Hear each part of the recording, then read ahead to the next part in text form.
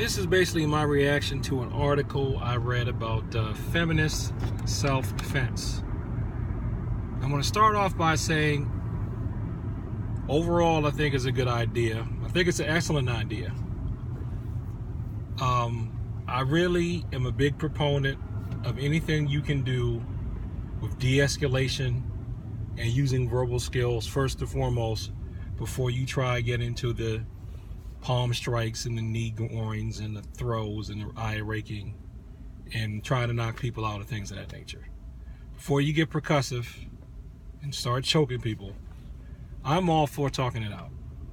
My only problem is some of the stuff that they're saying limits women in terms of how people view self-defense. I thought those limitations were placed on everyone, meaning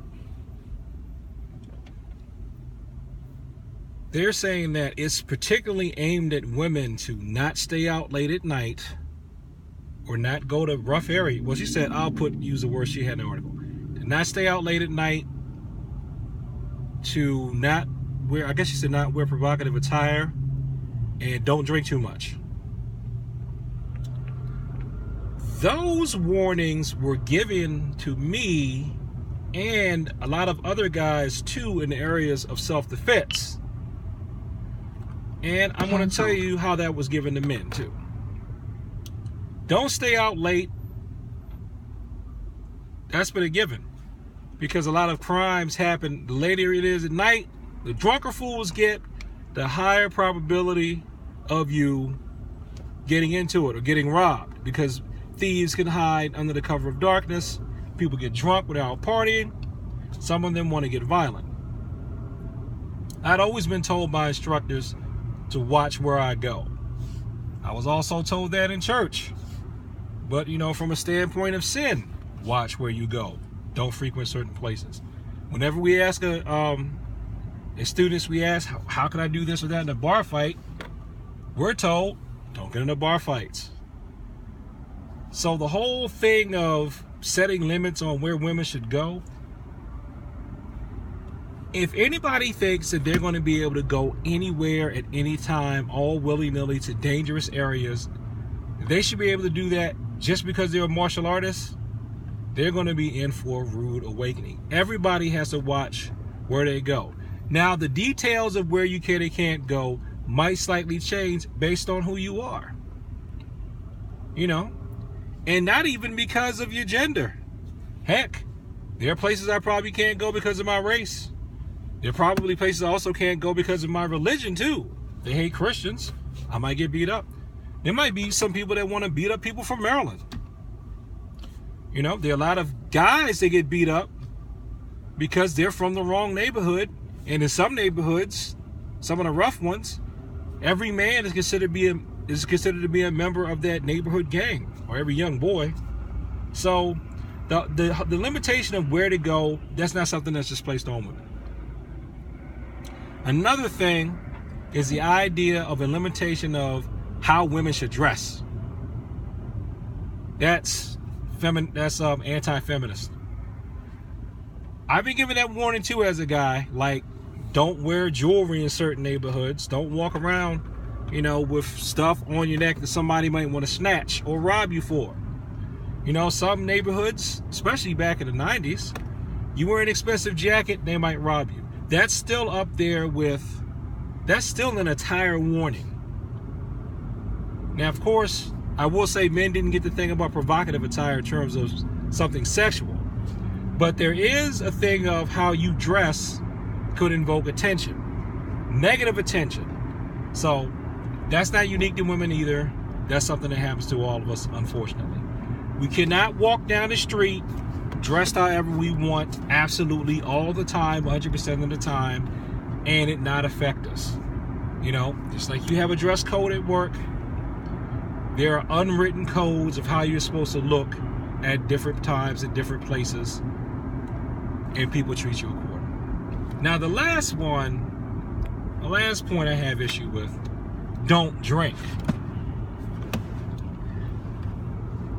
Since I've started the study of pressure points, Hugh show, I know you should. I knew you shouldn't drink that much anyway, or get too drunk that you could get beat up. I've known that since I was a teenager. And that was a caveat that's given to everyone. Don't get too high drunk that you can't defend yourself. People could rob you. Even if it's not a thing of rape, where I guess it's always going, a lot of times when you're talking about people warning women not to drink, you know, a lot of men have a fear of being robbed or being assaulted, physically assaulted, okay? And, you know, no guy I have known has told me it's happened to him, but there was a very powerful article I read in the Washington Post a few years ago about a man who was sexually assaulted by another guy. So it can happen. The whole point is nobody can drink and get passed out drunk and be safe, or take a drug and be high out of their mind and be safe. When you're drunk, you're much more vulnerable to being robbed or killed or anything else terrible. Then again, there again, that's not something that's just placed on women. Men get that same warning too. I guess it's just for a different reason. So I just wanted to put that out there. Please don't accuse me of mansplaining. I'm not mansplaining. I'm just giving my counterpoint and my thoughts. Because really overall, again, I think it's excellent training. I like the idea of using your words to shut down crime. Because you got to think about it.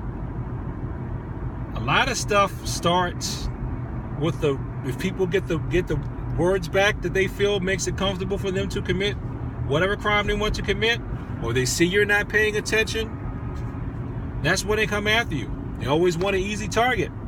So an easy target would be, if it's a guy, if he's drunk, staggering down the street, wearing a gold chain around his neck, and he's so out of it that he can't even protect himself, he doesn't know where he is or how to get home, and he's in the area where, because of who he is, nobody's going to feel sorry for him, that's the perfect target for a crime. So take that for what it's worth.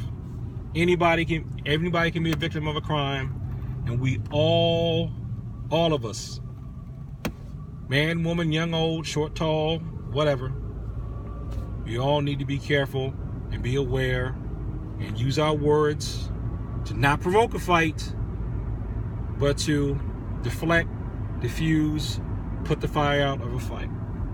Remember, the Bible says a soft answer, some translations say a kind answer, does what?